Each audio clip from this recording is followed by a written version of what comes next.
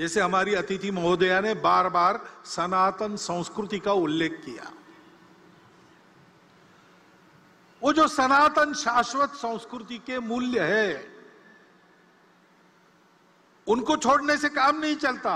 उसी बुनियाद पर नया युगानुकूल देशानुकूल प्रतिमानक कौन सा होगा, ऐसा विचार करके चलना पड़ता है। तो नित्य नूतन होना पड़ता है, लेकिन चिर पुरातन भी रहना पड़ता है।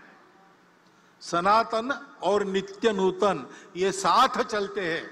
बिना सनातन के नित्य नूतनता भटका देती है, कटी पतंग हो जाती है। और बिना नूतनता के, तो अंग्रेजी कविता प्रसिद्ध है, old order changeth yielding place to new, lest one good question should corrupt the world. परिवर्तन ये दुनिया का नियम है, उसके साथ चलना पड़ता है, लेकिन उसके साथ चलते चलते भटक न जाए, इसलिए सनातन पर पैर पक्के रखने पड़ते हैं। ये करने से मन की गतानुगतिकता हमको रोकती है। हमको उससे बाहर आकर अपने उस सनातन संस्कृति के मूल्यों का युगानुकूल देशानुकूल अभिव्यक्ति करने वाला रूप क्या है, संपूर्ण दुनिया से जो आता है उसमें भी लेने लायक क्या है, उसको देशानुकूल कैसे बनाते हैं, ऐसा विचार करना पड़ेगा। दूसरे प्रकार की जो बाधा है, सनातन मूल्यों का क्षरण न हो, ये देखकर चलते समय और भी एक बाधा है, वो बाहर से आती है, जो भारतवर्ष की प्रगति को होने नहीं देना चाहते। उसलिए भारतवर्ष के समाज में किसी प्रकार का सद्भाव सामंजस्य जो नहीं चाहते, जिनके स्वार्थों को मार मिलेगी ऐसा उनको डर लगता है, ऐसा होने से वो सारी शक्तियां बाधा उत्पन्न करती है। अब उनके साधन भी होते हैं, अपना स्वार्थ साधने के लिए असत्य विमर्श पैदा करते हैं, गलत विमर्श पैदा करते हैं, हमको भटकाने के लिए, हमारे मन में द्वेष उत्पन्न करने का प्रयास करते हैं, हमारे बीच दूरियां बढ़ाने का प्रयास करते हैं। ऐसे सतत उनके प्रयास चलते हैं जिससे इस देश में एक आतंक का वातावरण हो, कलह बढ़े, देश में एक प्रकार से अराजकता हो जाए, नियम कानून के प्रति सम्मान न रहे, किसी को और कोई बंधन न रहे, डर न रहे, अनुशासन न रहे। इस प्रकार की कार्रवाइयां उनकी चलती रही है, वर्णन करने का जरूरत नहीं, हम सबको पता है, हम सब उसको अनुभव कर रहे हैं। और हम उनको पैठ दे इसलिए वो हमसे नजदीकी जताते हैं, जाति के नाम पर, पंथ संप्रदाय के नाम पर, अपने निहित स्वार्थों के नाम पर भी हमारे हमदर्द बनकर आते हैं। उनके इस चंगुल में फंसना नहीं। राष्ट्र विरोधी ऐसी बातों का निर्भयतापूर्वक और निर्मोही होकर अपने पराये का विचार न करते हुए हमको निषेध ही करना पड़ेगा, प्रतिकार भी करना पड़ेगा। शासन प्रशासन इनको नियंत्रित या निर्मूल करने का जो प्रयास करता है उसमें उनके सहयोगी बनना पड़ेगा। ये कार्रवाइयां चल रही है, भोलेपन से समाज उसमें फंसे नहीं। एक बहुत पुराना मराठी भावगीत मुझे याद आता है, शायद लता जी ने ही गाया है। उसमें यह कहा गया है, वाढवीत भेद भावा दुष्टतोचा फिरतो कावा। भेद भावों को बढ़ाते हुए दुष्टता अपने छल कपट कर रही है। गाठुनिया भोळ्या जीवा अंधारात घालील घाव।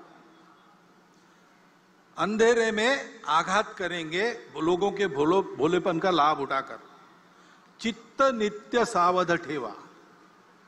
नित्य सावधान रहो, एक लक्ष्य लाओ न डोळे, एक लक्ष्य के तरफ अपनी नजर गड़ा के रखो, उस लक्ष्य का भान रख के सावधान रहो। वो लक्ष्य क्या है?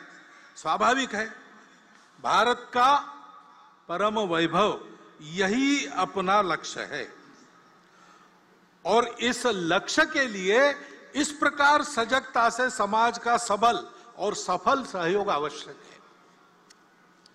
क्योंकि परिवर्तन आता है, परिवर्तन लाने वाले उपकरण रहते हैं, शासन है, प्रशासन है, समाज में तरह तरह के संगठन है, संस्थाएं हैं, एनजीओ काम करती है, लेकिन इन सबकी यशस्विता समाज का जब तक उनको समर्थन मिलता नहीं, समाज में जब तक वो परिवर्तन आता नहीं, तब तक ये सफल नहीं होती। कई इसके उदाहरण हैं। अब कई बार हम लोग मातृभाषा माध्यम, हमारे बच्चे अपनी भाषा को भूल रहे, आजकल लोगों को समझ में नहीं था, तकरार करते, ये भी कहते हैं नीति में चाहिए, नीति में चाहिए।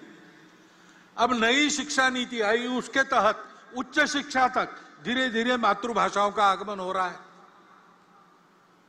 आगे चल के लागू हो जाएगा, पुस्तकें भी तैयार हो जाएगी, पढ़ाने वाले भी तैयार हो जाएंगे। लेकिन क्या हम अपने बच्चों को मातृभाषा माध्यम में पढ़ाने के लिए भेजते हैं? कि एक जो मिथक चलता है, करियर के लिए अंग्रेजी आवश्यक है, करियर के लिए अंग्रेजी आवश्यक नहीं है। मैं अकेला ये नहीं कहता हूं, पुणे में एक प्रदीप लोखंडे जी है, सप्रेम नमस्कार विनंती विशेष, ऐसा उनका नाम पड़ा है, क्योंकि उनकी एडवर्टाइजमेंट एजेंसी थी, तो मार्केट सर्वे करने के लिए वो हर गांव के सरपंच कोतवाल को पत्र भेजते थे कि आपके यहाँ बाजार है क्या, उस बाजार में लोग क्या खरीदते हैं क्या नहीं खरीदते, उनसे जानकारी लेते थे। उनका डाटा इतना समग्र और पूर्ण है कि उस समय महाराष्ट्र सरकार भी उनसे डाटा लेती थी अगर आवश्यकता पड़ी तो। उन्होंने 6वीं क्लास में स्कूल छोड़ दिया था और वो पुणे में आके एक छापखाने में काम करने लगे। करते करते उन्होंने अपनी शिक्षा भी की, बीकॉम हुए, अपनी एडवर्टाइजमेंट एजेंसी निकाली और इतने बड़े हो गए। वो मुझे मिले थे, वो भी यही बता रहे थे। वो कह रहे थे, भागवत जी आप भाषण करते हो तो बड़ा प्रकाशित वगैरह होता है, तो आप एक बात कहो भाषण में, ये बताओ कि अंग्रेजी करियर के लिए आवश्यक नहीं है। करियर जिससे बनता है वो बातें अलग होती है। और आज देखेंगे तो मूर्धन्य अपने देश के जिस क्षेत्र में जितने व्यक्ति है, लगभग सब लोग 80% मैट्रिक तक तो मातृभाषा में ही पढ़े। ऐसा होने के बाद भी और शासन की नीतियां इस ओर आने के बाद भी अगर हम अपने बच्चों को मातृभाषा में पढ़ाने वाले स्कूलों में नहीं भेजेंगे तो क्या वो नीति यशस्वी होगी? और केवल मांग करने से होगा? मातृभाषा की चर्चा तो हम बहुत करते हैं, क्या सब जगह अपने हस्ताक्षर हम अपनी मातृभाषा में करते हैं? क्या हमारे घर पर जो नाम फलक टंगा है, नेम प्लेट, उस पर हमने अपना नाम, अपने कुल का नाम मातृभाषा में लिखा है? अपने घर के कार्य प्रसंगों के निमंत्रण हम भेजते हैं, अपने परिचित मित्र लगभग सब 90% तो भारत के ही होते हैं, रिश्तेदार भी भारत के ही होते हैं, क्या वो हम अपनी मातृभाषा में उनको भेजते हैं? अपने से जब ये परिवर्तन समाज करता नहीं, तब तक मातृभाषा की नीति कैसे सफल होगी? शिक्षा नीति में, और हम कहते हैं संस्कार आजकल नहीं मिलते, संस्कार आने चाहिए, सुसंस्कृत देशभक्त नागरिक बनने चाहिए, लेकिन अपने पाल्यों को स्कूल में भेजते समय हम क्या बताते हैं? ऐसा पढ़ो कि अधिक कमाओगे, ऐसा बताते हैं कि ऐसा पढ़ो कि देश के उत्तम नागरिक बनोगे, ऐसा बताते हैं। पाल्यों को अगर हम ये मंत्र देकर भेज रहे कि कुछ भी करके अधिक कमाने वाली डिग्री लो, तुमको उस डिग्री का ज्ञान लेने की इच्छा हो ना हो, मन के विरुद्ध पैसा पैसा पैसा पैसा ऐसा होने के लिए तुमको वही करना चाहिए। जब तक ये अभिभावक पढ़ाते तब तक छात्र कैसे देशभक्त सुसंस्कृत नागरिक बनेंगे? वो तो पैसा कमाने वाली मशीन ही बनना चाहेंगे। शुरू समाज से होती है सारी बातें। संस्कार भी समाज में, घर में अभिभावक देते हैं।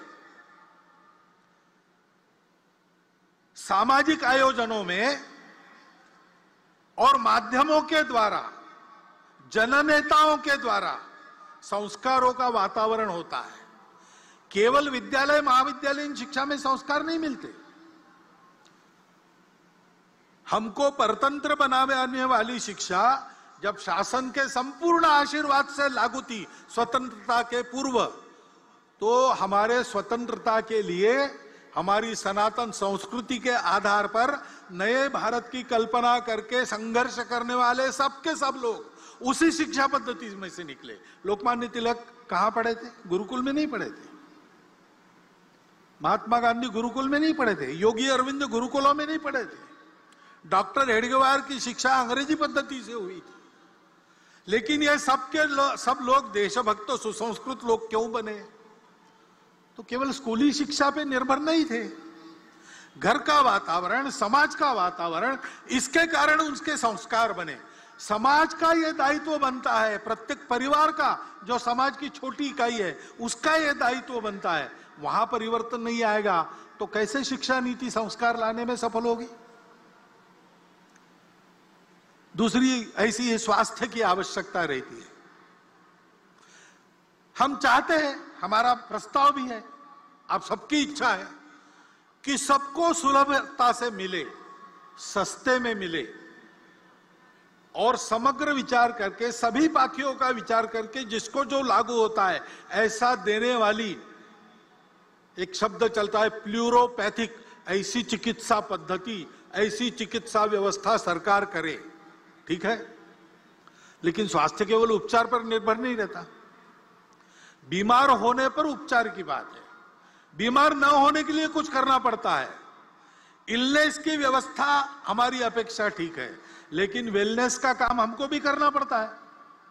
अब सरकार के नीति के कारण और उनके आशीर्वाद से भी योग की बात रूढ़ हो रही, सब लोग योगासन करें ऐसा प्रयास चल रहा है।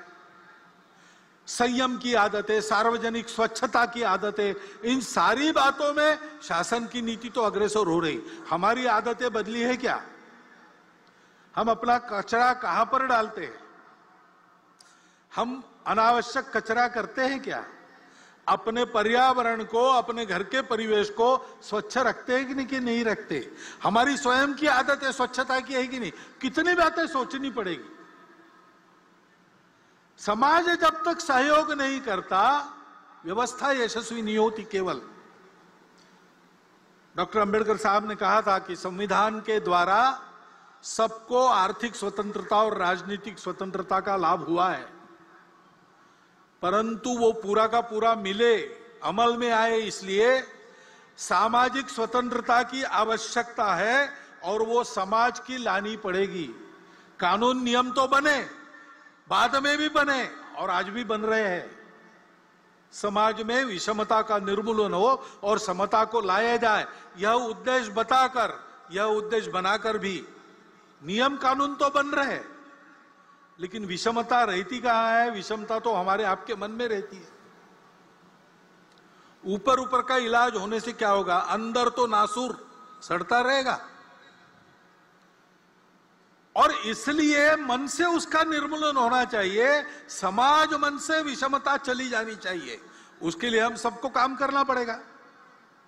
मैं और मेरा कुटुंब, इसके मित्र, हमारे आसपास समाज में जितने प्रकार बाकी लोग मानते हैं, जाति मानते होंगे, भाषा मानते होंगे, पंथ संप्रदाय मानते होंगे, सब में मेरे अपने मित्र रहेंगे, जिनका मेरे घर और मेरा उनके घर आना जाना रहता है। सब वर्गों में ऐसे कुटुंब हमारे कुटुंब के मित्र रहेंगे, जिनके यहाँ हमारा आना जाना, उनका हमारे यहाँ आना जाना, उठना बैठना, खाना पीना, ऐसे संबंध है। और सामाजिक स्तर पर कम से कम मंदिर, पानी, स्मशान सबके लिए एक हो। छोटी मोटी बातों को लेकर आपस में झगड़ा ना हो। ये घोड़ी चढ़ सकता और वो घोड़ी नहीं चढ़ सकता, ऐसी मूर्खतापूर्ण बातें अब समाज के आचरण से चली जाए, इसका प्रयास करना पड़ेगा। ये प्रयास समाज में होगा, हम सब लोग करेंगे, संघ के स्वयंसेवक करेंगे, समाज के सुबुद्ध नागरिक करेंगे, तब तो विषमता का निर्मूलन होगा और आर्थिक और राजनीतिक स्वतंत्रता प्रत्येक व्यक्ति तक पहुंचाने वाली सामाजिक स्वतंत्रता का लाभ हमको होगा।